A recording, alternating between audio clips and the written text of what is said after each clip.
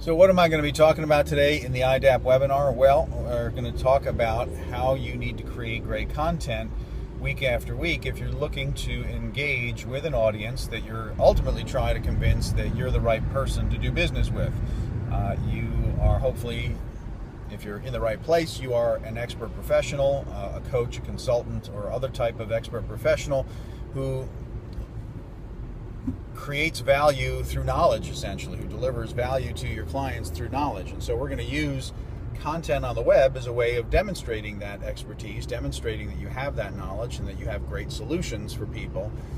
And I will just preface the entire concept of IDAP by saying that we strongly recommend that you don't market products and services in the form of content marketing, that essentially you market around the core problems that you solve.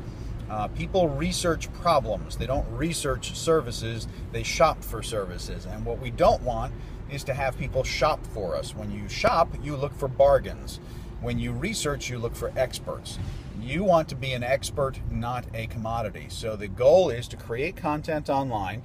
If you take nothing else away from the IDAP system, take that away, that your goal is essentially to create content that demonstrates expertise, that puts you in the role of teacher, trainer, trusted advisor, not deliverer of a commodity, because if they are in shopping mode, they are going to look for the best deal and the most convenient solution to their problem.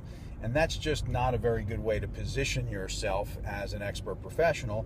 If you want to command top dollar, if you want to command a position of being a thought leader, then it's about core problem areas. So IDAP is all about that, and when we get into the I step, you'll see that.